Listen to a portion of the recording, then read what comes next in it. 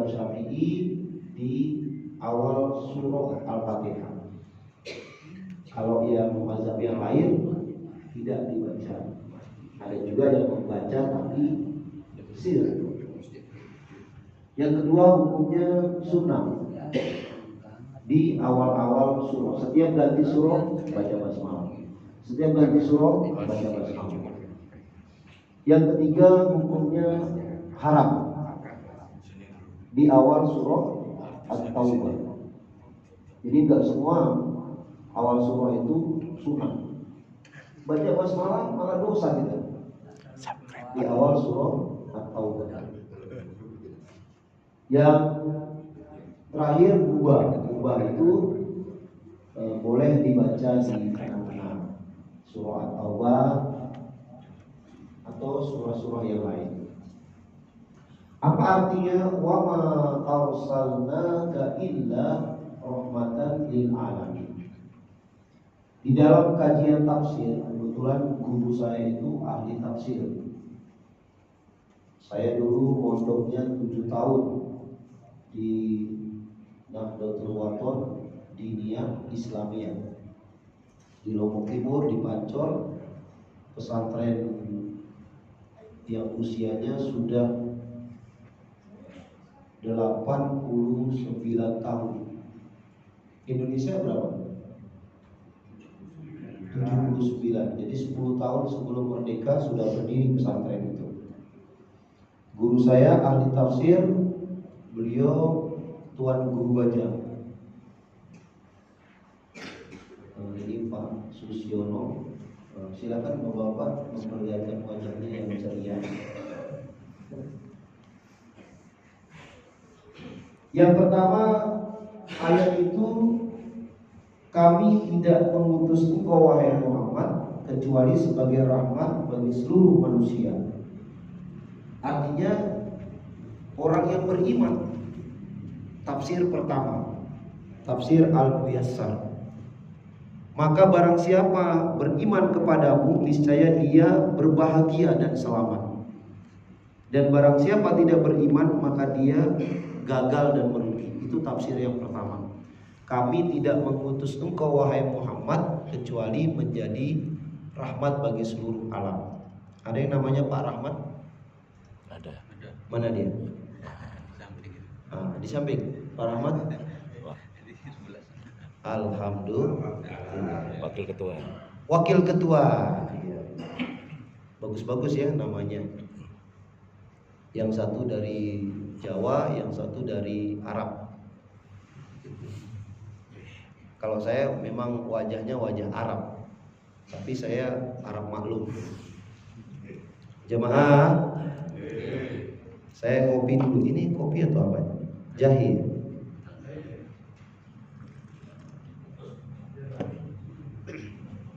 Jailani. Enak ya, terima kasih. Matur nuwun. Tafsir yang kedua, tafsir Al-Mukhtasar. Arti dari kami tidak mengutus engkau wahai Muhammad melainkan sebagai rahmat bagi seluruh makhluk, itu disebabkan karena mulianya sifat Nabi. Kalau tadi cukup kita beriman itu sudah rahmat. Alhamdulillah. Makanya ya Allah, saya sedih banget. Saya beberapa datang ke beberapa titik permasalahan umat. Itu banyak sekali yang suaminya non muslim, istrinya muslim. Istrinya muslim, suaminya non muslim. Masya Allah. Ini tugas dakwah. Bapak-bapak yang saya hormati, ibu-ibu ada ya? Bu, ngopi dulu bu. Bukan, ibu-ibu yang buatin kopi. Jadi tugas dakwah kita semua. Dakwah itu yang disampaikan Nabi SAW itu punya metode, Pak. Jadi nggak bisa orang salah langsung kita ceramahin, enggak. Metode yang pertama adalah man ro'a minkum mungkaron falyughayyir biyadi. Itu metode dakwah Nabi. Ini tolong diperhatikan, disebarkan. Pak Susiono udah masuk YouTube belum? Ya. Yang pertama, ubahlah dengan tanganmu. Tangan di situ maknanya adalah kekuasaan. Bukan makna tangan kita.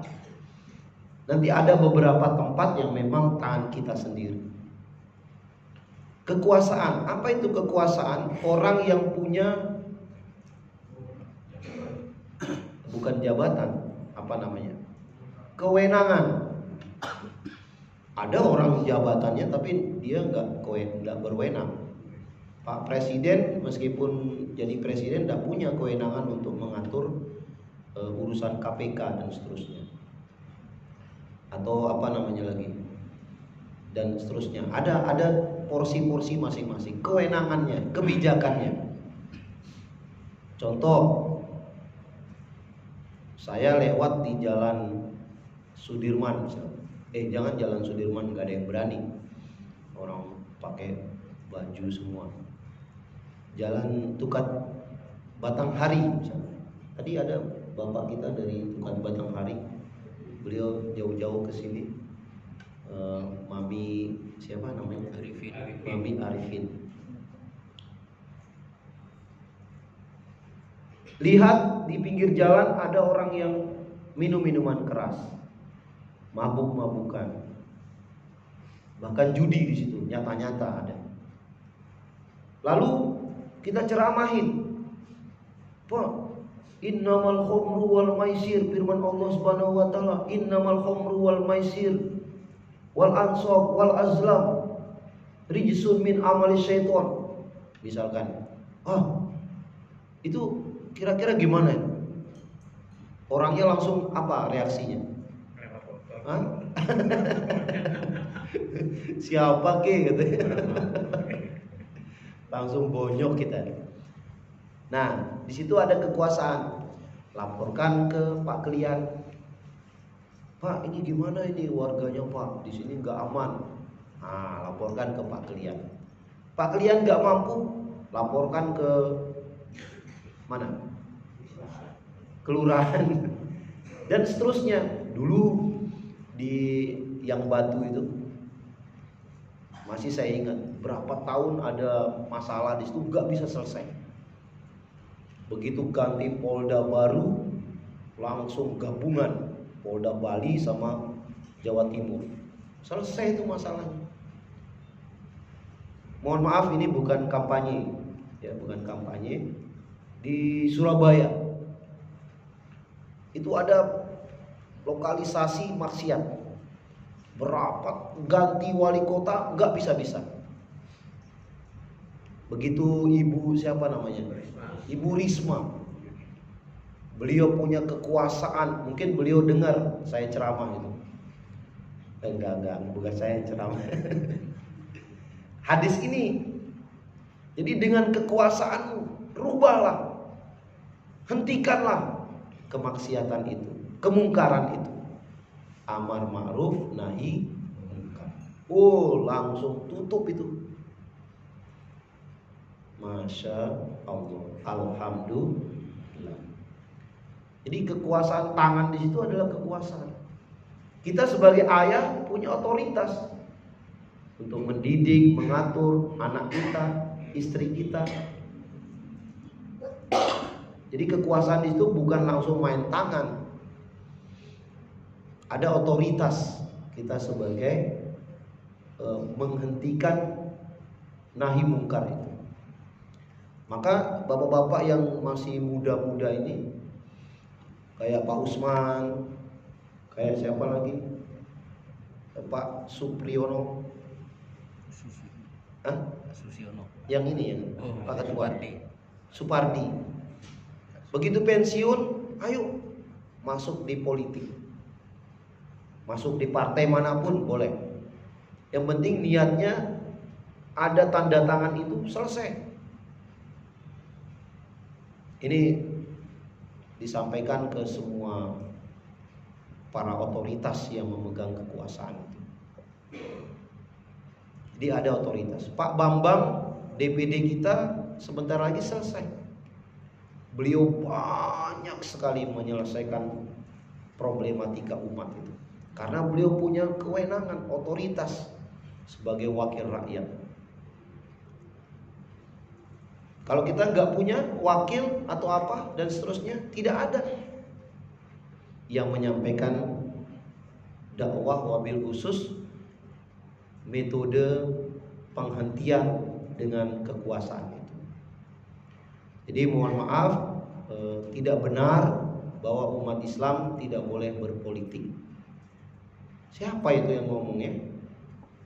Wong di Senayan itu hampir 85% orang Islam semua di Senayan itu. Apalagi pemimpin-pemimpin kita. Kecuali memang ada beberapa daerah yang terkhusus.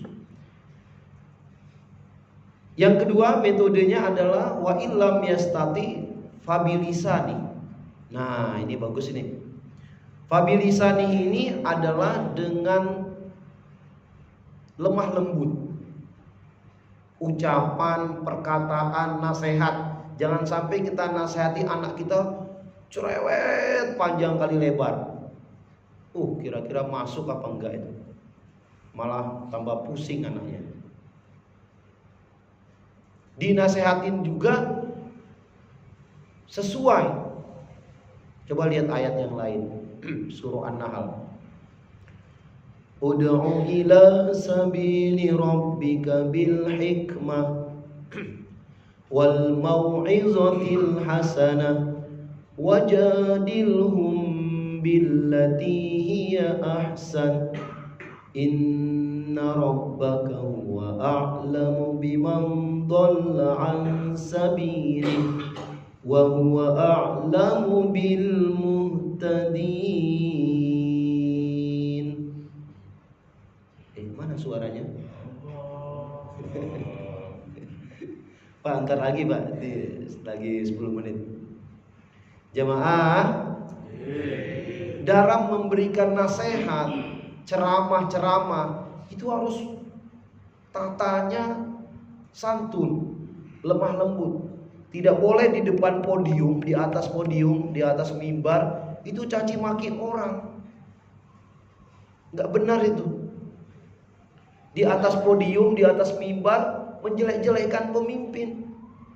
Di atas mimbar, di atas podium menjelek-jelekan temannya sendiri. Itu tidak dicontohkan oleh baginda Rasul. Hikmah di situ adalah kita menjadi role of modelnya dulu. Kita menjadi contohnya. Nah, sholat nah. Kita suruh anak kita sholat. Lah, kita sendiri sudah belum jadi contoh. Nah, ngaji nak. Ayah kok nggak ngaji? Ayah ngajinya beda. Ayah ngajinya di kuliah subuh Masjid Al-Furqon. Kalau anak ngajinya di Al-Amin misalkan. TPQ kan ada TPQ. Beda konteks ngajinya. Tetap ngaji. Makanya tadi Pak Usman bilang tidak kajian, tapi pengajian. Pengajian yang akan disampaikan oleh ustadz ini, ustadz itu, ustadz ini. Jadi tetap ustadz, habaib, kiai, cendikia, siapapun dia yang punya otoritas di atas podium, itu tidak ada contohnya dari Rasul kalau dia menyampaikan hal-hal yang membuat resah dan gelisah. Apalagi ada caci makian di situ. Itu tidak dibenarkan dan tidak ada contohnya. Tanya sama para ahli hadis, pembaca hadis yang ribuan hadis, nggak ada contoh dari Rasul pernah mengumpat-ngumpat orang di atas podium. Apalagi kajian seperti ini. Ini adalah sesungguhnya sedang meminjam mimbar baginda Rasul Sallallahu Alaihi Wasallam. Maka tidak pantas mencaci maki orang. Apalagi disebut dengan majelis taklim. Majelis orang-orang yang duduk, meskipun ada yang selonjoran, yang senderan, tidak apa-apa. Lihat tuh kakinya. Iya, ya tak apalah. Itu kan faktor U ya. Atau jangan-jangan udah ngantuk gitu. Majelis, tempat duduk, tempat orang berkumpul, taklim, mendapatkan ilmu. Jadi majelis taklim itu pulang bawa ilmu. Bukan malah sampai di pintu caci maki orang langsung. Itu nggak boleh. Tidak ada contohnya. Ya memang di satu sisi kita ada juga tokoh-tokoh agama kita, bahkan kiai, bahkan kita sebut habaib juga, bahkan kita sebut ustadz juga, baru dikomentari yang tidak baik sama orang, pas ceramah dia komentari lagi di situ, dia balas. Masya Allah. Janganlah. Apa kata anak-anak sekarang? Pernah lihat kiai ceramah maki-maki orang belum, Pak? Jangan ya Pak ya. Jangan. Jadi tidak ada contohnya dari Rasul. Makanya Al-Furqan ini diseleksi. 2025 saya nggak masuk. Jamaah. Yang ketiga, jadi dalam yang kedua tadi dalam menasihatin orang pun dengan cara yang baik.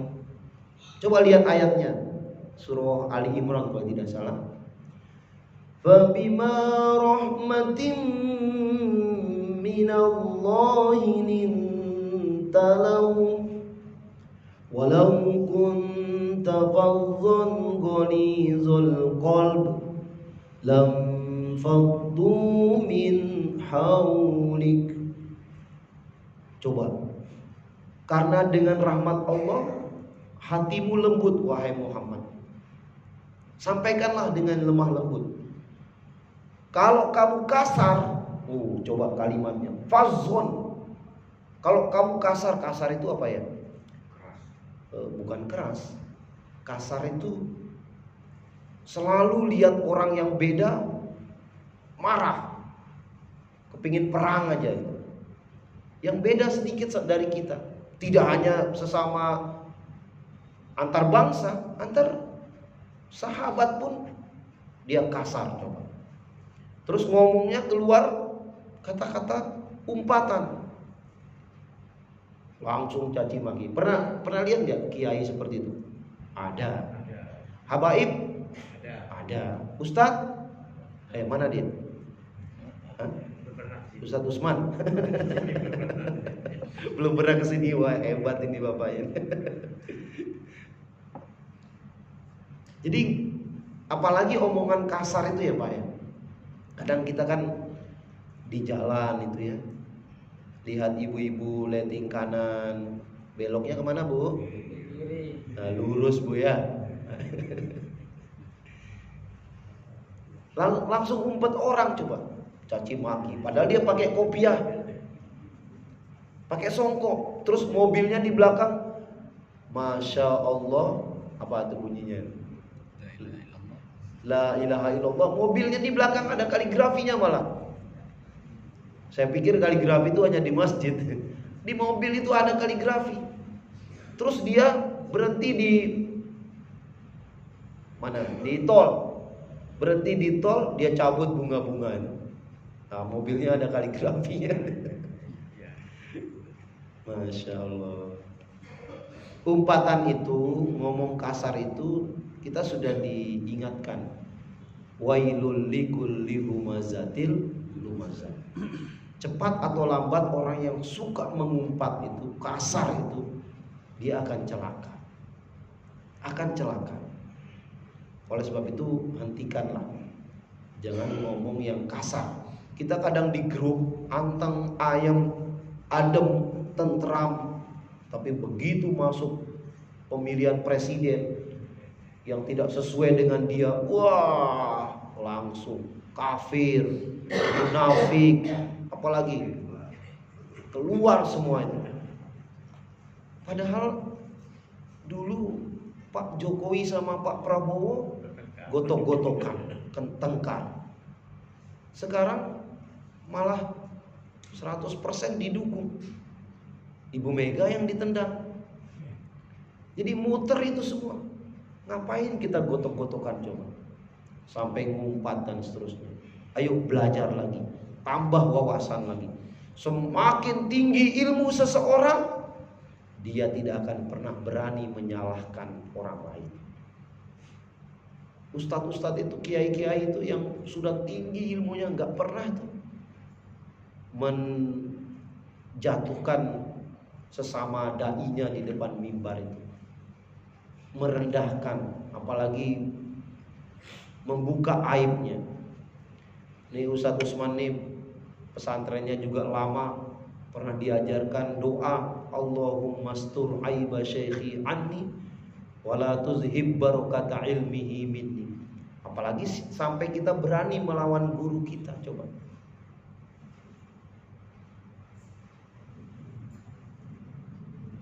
Banyak yang menghujat mentang-mentang tidak sesuai dengan keinginan pribadinya. Na'udzubillah. Yang terakhir, fa illam yastati fa biqalbi. Zalikal atful iman. Dengan hati. Kalau kita tidak sudah dinasehati, sudah dilaporin, tetap aja ada kemaksiatan itu, kemungkaran itu. Fa biqalbi. Doa. Doa di situ bukan menyerah. Ya Allah, kapan ini orang ini berhenti, ya Allah, berikanlah hidayah. Nah, itu maksudnya. Jadi bukan mendoakan yang jelek, bukan mendoakan yang buruk. Coba lihat contoh dari Nabi kita Muhammad SAW. Ketika beliau ke Taif itu, dilempar kan dalam dakwah beliau sampai berdarah kening. Beliau pun tidak membalas. Ngomong apa aja tidak. Istighfar beliau. Terus malaikat Jibril apa? Gedek, apa gedek itu? Bukan, kalau nggak salah gedek itu yang dari Jogja itu. Oh, gedek itu. Beliau malaikat Jibril marah. Marahnya nggak marah biasa. Ya Rasul, kenapa ki nggak balas? Kira-kira begitulah kalau bahasa Denpasarnya. Balas ki dilempar, diejek, dicaci maki, aduh, nggak tahan aku lihatnya, balas Apa kata Nabi? Dengan lembutnya beliau, sing dadi gitu, jangan dibalas. Malah beliau mengangkat kedua tangannya, coba, Allahumma hdi qaumi fa innahu la ya'lam. Malah didoakan dapat hidayah. Ada yang seperti itu di sini? Ada?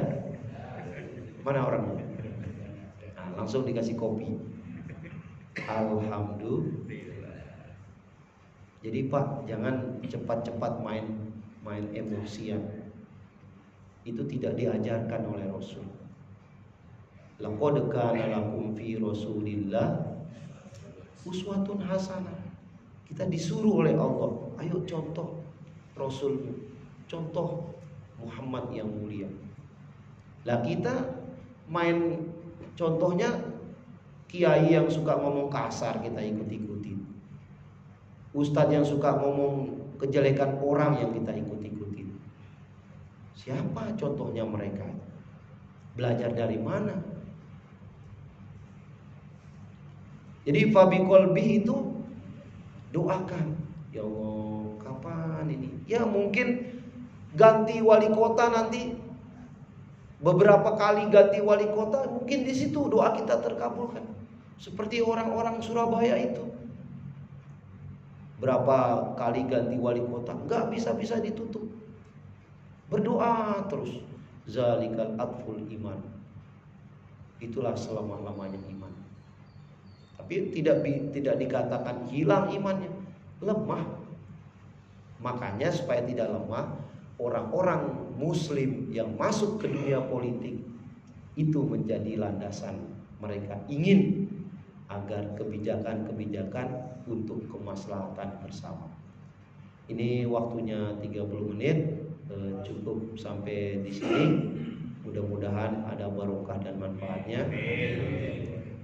Insya Allah kita berjumpa lagi, bapak-bapak. Tetap sehat, tetap semangat, tambah terus wawasannya, tambah terus ilmunya. Semakin tinggi ilmunya nanti jangan lupa diamalkan. Ya Pak Usman, tolong diseleksi, nanti dicari suruh ceramah di sini. Ini udah bertahun-tahun mengikut kajiannya. Mudah-mudahan ada barokah dan manfaatnya. A'udzubillahi minasyaitonirrajim. Bismillahirrahmanirrahim. Alhamdulillahirabbil alamin. Wassalatu wassalamu ala asyrafil anbiya'i wal mursalin sayyidina wa maulana Muhammadin wa ala alihi washabbihi ajmain. Allahumma syafi'hu fina, Allahumma syafi'hu fina, Allahumma syafi'hu fina. Ya Allah, Rasulmu Muhammad sallallahu alaihi wasallam yang berhak akan memberikan syafaatul uzma di akhirat nanti. Karuniakanlah kami ya Allah untuk mendapatkan syafaat dari Nabi besar Muhammad sallallahu alaihi wasallam. Ya Allah, kami mengaku sebagai umat Nabi besar Muhammad sallallahu alaihi wasallam. Mudahkanlah kami dalam mengikuti akhlak-akhlak beliau. Mudahkanlah kami dalam mengikuti sunnah-sunnah beliau. Mudahkanlah kami untuk mengikuti ajaran-Mu yang baik ini, yang mulia ini. Rabbana atina min ladunka rahmatan wa hayyi lana min amrina rasyada. Rabbana atina fid dunya hasanah wa fil akhirati hasanah wa qina azabannar. Walhamdulillahi rabbil alamin. Kalau ada jarum yang patah, jangan dibuang di atas atap. Kalau ada kata-kata yang salah, saya usli, mohon maaf. Jadi bapak-bapak, meskipun saya ada di majelis ulama, kemudian beberapa bulan yang lalu juga saya dilantik oleh Kementerian Agama menjadi anggota Majelis Dai Kebangsaan. Tetap saya tidak mau dipanggil Pak Ustadz. Nama asli saya Muhammad Ali AR. Saya kuliahnya di Situbondo, di Institut Agama Islam Ibrahimi. Tetap saya tidak mau dipanggil Pak Ustadz. Oke? Panggil saja saya Usli. Siapa? Usli ya. USLI. Saya tidak mau dipanggil Pak Ustadz, panggil Usli saja. Usli itu Ustadz Ali. Sama aja. Itu nama beken saya Usli. Jadi saya tidak hanya berdakwah di orang dewasa, tapi juga berdakwah di dunia anak. Kalau di dunia anak itu saya bawa boneka. Nanti coba dibuktikan kalau cucunya ulang tahun, undang saya. Kurang lebihnya mohon dimaafkan. Wassalamualaikum warahmatullahi wabarakatuh. Waalaikumsalam warahmatullahi wabarakatuh. Terima kasih banyak disampaikan kepada Ibu Karom.